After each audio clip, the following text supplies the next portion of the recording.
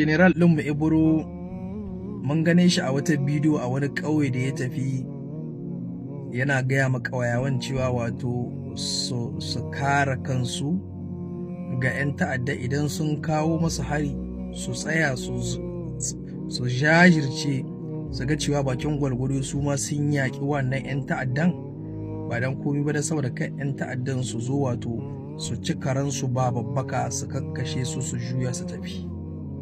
Tabbas wannan magana wadda Ibro yayi magana ce mai kyau, to amma ku talakawa yanzu har idan za ku ɗauki wannan magana wadda General Ibro ya muku, to ai kamata ta yin kayan ku ɗauki ta General Ibro ku fara ɗaukar ta Allah, tunda shi Allah daman shi ne ya ce daman ku tsaya ku kare kanku.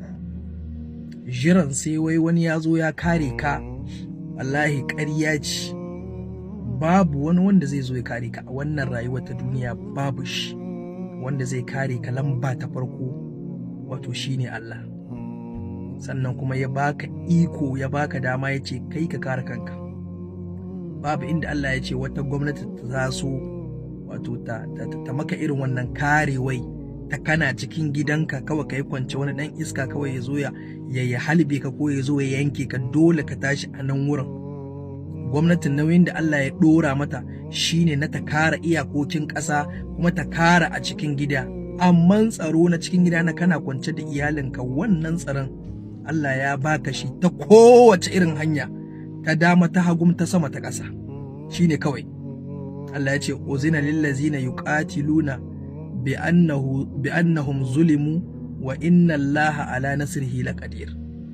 Allah ya ce mun yi izini ga mutanen da aka zo ake yaƙa saboda zalunci, kuma Allah ya ce tabbas idan ku tashi ku yaƙe su, tabbas zan ba ku nasara, za ku ci galaba matuƙar kun tsaya bisa kan hanyar da aka ɗora ku.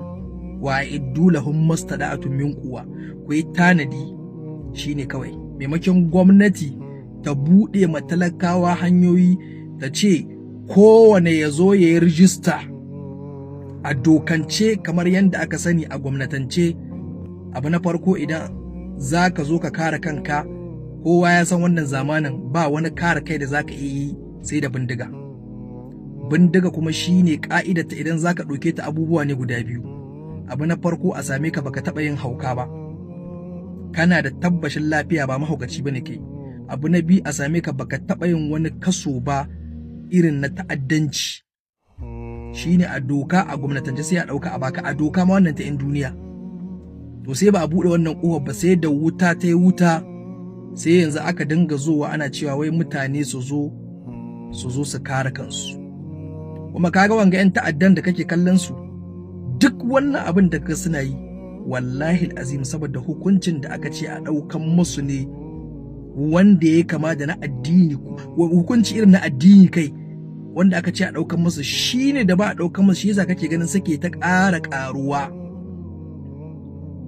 Ɗan ta'adda kai, ba ma ɗan ta'adda ba, ɗan fashi da makami wanda zai zo ya tara hanya kawai, idan ya ga mutane ya karɓa kuɗinsu ko bai kashe ba. Allah ya yi da kun kama irin wa'annan ku kashe, kuna kama su ku tura su lahira ku kashe su. Allah ya ce inna ma jaza'ul lazina yuharibuna Allah wa rasulahu wa yas'auna fil ardi fasadan an yuqattalu aw yusallabu aw tuqatta aydihim wa arjuluhum aw yunfaw min al ardi zalika lahum kizun fil hayatid dunya.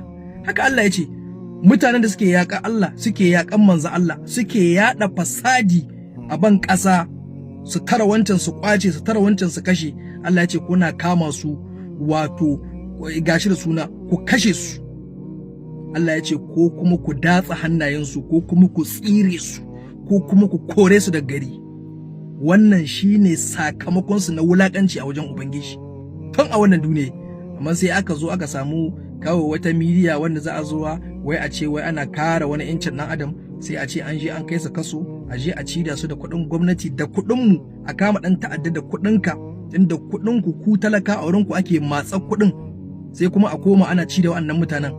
Bayan shekara 3 shekara 4 shikenan gwamnati wata rana sai ta ce wai ta yi masa afuwa. Bai ma'ana duk wannan ayoyin wanda Allah ya faɗi ya sabkar domin a gyara al'umma, wannan ayoyin 'yan siyasa koko masu bin ra'ayin 'yan siyasa shi kenan sun susutar da wannan magana ta Allah ba magana bace ta gaskiya. Dokokinsa ne na gaskiya ka samu shugaban kasa wata rana ya ya ce ya yi ma 'yan ta'adda afuwa kuma a sake su kama jiki su yi tafiye su. Da fatan ubangiji Allah ka mana gyara.